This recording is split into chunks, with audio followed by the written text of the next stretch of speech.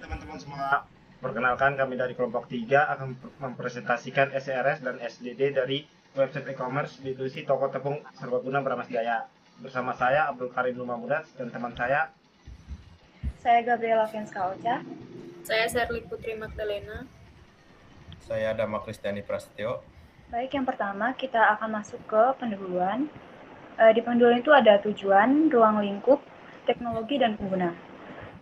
Dalam tabel tujuan itu menjelaskan kebutuhan sistem e-commerce B2C untuk toko tepung Beramas Jaya sebagai acuan pengembangan. Terus di ruang lingkup itu website penjualan tepung online berisi katalog produk, keranjang, belanja, checkout, upload bukti bayar, dan manajemen admin. Terus berikutnya ada teknologi. Kita menggunakan Django 6.0.5, Python, HTML, CSS, sama Django admin. Selanjutnya, tabel pengguna, pengunjung, customer, atau admin. Kemudian ada fitur utama sistem. RIQ sendiri itu singkatan dari requirement atau kebutuhan sistem.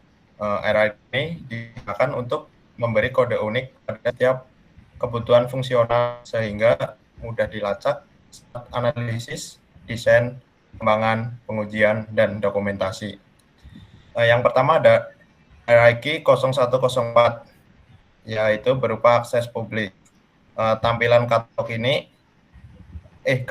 katalog filter tepung yaitu berupa tepung beras, tapioka, dan tepung spesial. Yang kedua ada requirement 0510 yaitu login dan logout. Autentikasi pengguna admin customer home access modal login. Yang ketiga requirement 11 yang berisi keranjang belanja, yaitu urutannya tambah ubah jumlah, terus produk dikelola front end atau JavaScript. Yang keempat ada requirement 1520 yang berisi dan pesanan, isi data penerima, pengiriman, pembayaran, jerat nomor. Yang kelima ada requirement 2126 yang berisi upload bukti bayar. Upload bukti bayar gambar transfer, status dibayar, saldo, dompet admin bertambah. Dan yang terakhir ada requirement 3540 yang berisi manajemen admin. Admin ini mengelola produk, pesan, pengguna, atau dompet via Jengo admin. Oke, baik, selanjutnya ada alur pembelian. Yang pertama, pengguna membuka website, lihat katalog detail dan produk, terus login, autentikasi customer, keranjang atau pilih produk, check out, isi data konfirmasi, upload bukti bayar dan transfer, selesai pesanan dikonfirmasi. Status pesanan menunggu, dibayar, diproses, dikirim, selesai atau dibatalkan. Kemudian di sini ada kebutuhan non-fungsional. Di sini ada performa, keamanan, kegunaan, dan pengembangan. Di performa itu waktu respon halaman wajar, kemudian data tidak hilang saat proses checkout, dan yang ketiga multi-user bersamaan selama server mendukung. Di keamanan ini ada login wajib sebelum checkout, Django CSRF protection, password dihash oleh Django atau tidak dapat dibaca. Kemudian di kegunaan, tampilan rapi dan mudah dipahami, kompatibel Chrome, Firefox, Edge, berjalan di laptop atau komputer Windows atau Linux. Kemudian di pengembangan, mudah dikembangkan, riwayat pesanan payment gateway, arsitektur berbasis Django, ORM, dan SQLite lokal. Kemudian ada konvensi kode RxX untuk traceability. SRS ini mendefinisikan 40 kebutuhan fungsional yang menjadi dasar pengembangan website e-commerce toko tepung Bramahjaya. Sistem ini dirancang untuk mempermudah proses penjualan, pengelolaan pesanan, dan administrasi toko secara online. Kedepannya, sistem masih dapat dikembangkan dengan fitur payment gateway, riwayat pesanan, dan otomatisasi stok agar dapat lebih optimal. Sekian presentasi dari kelompok kami tentang SRS. Selanjutnya kita akan ke bagian, kami akan mempresentasikan bagian SDD. Baik. Sekarang kami akan mulai mempresentasikan bagian SDD.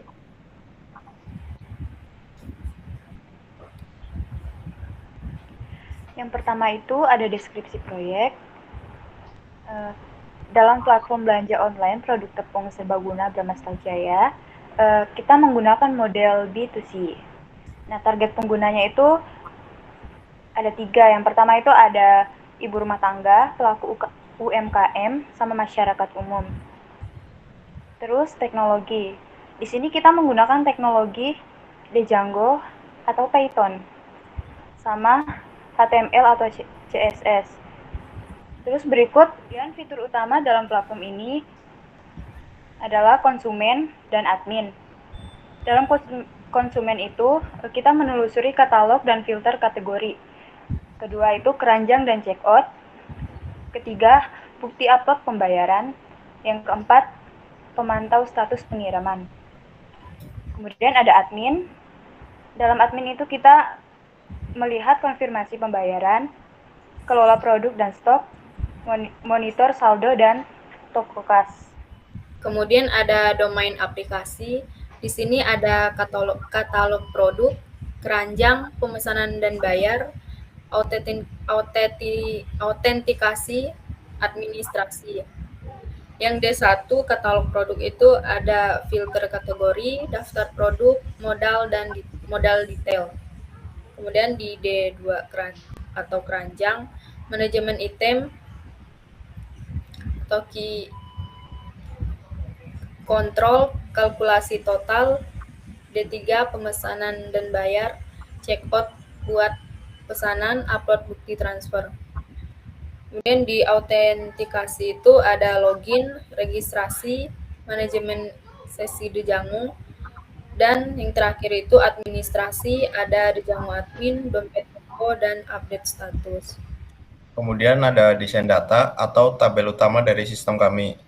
Yang pertama itu ada toko produk yang tabelnya berupa ID, nama, kategori, harga, stok, dan tersedia. Di toko produk ini ID produk itu sebagai primary key atau kode unik pada tabel ini. Kemudian ada toko pesanan yang berisi ID, nomor pesanan, nama pemesan, status, total, dan bukti bayar. Dan ID pemesanan sebagai primary key. Selanjutnya ada antarmuka pengguna alur navigasi. Prinsip desain, warna utama coklat emas, private display heading, responsif, SPA, satu file HTML navigasi, tema warna IT sesuai produk pangan, alur navigasi utama, beranda, produk keranjang, login jika belum, checkout, halaman pembayaran, upload bukti, halaman sukses navbar tentang kami. Kemudian ada di rencana pengembangan ini ada payment gateway. Di sini ada